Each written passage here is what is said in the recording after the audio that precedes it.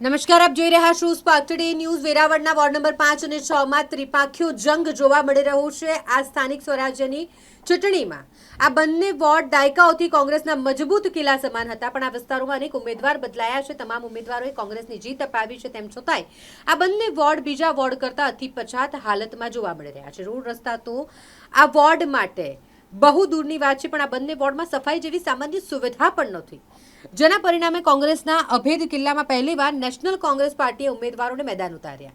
લોકો પણ આ પક્ષને આવકાર આપી રહ્યા છે। નગરપાલિકામાં હંમેશા કોંગ્રેસ માટે આ વોર્ડ મહત્વના રહ્યા છે, પણ સુવિધાઓના અભાવના પરિણામે લોકોમાં પરિવર્તન એ જ વિકલ્પનો સૂર ઉઠવા પામ્યો છે। નેશનલ પાર્ટીએ મધ્યસ્થ કાર્યાલયની ઓપનિંગની સાથે રોડ શો, બાઇક રેલી અને પ્રચાર પ્રસાર શરૂ કરી દીધો છે, અને લોકો પણ સ્વયંભૂ આ પક્ષ સાથે જોડાઈ રહ્યા છે, જે કોંગ્રેસ માટે ખતરાની ઘંટી સમાન છે।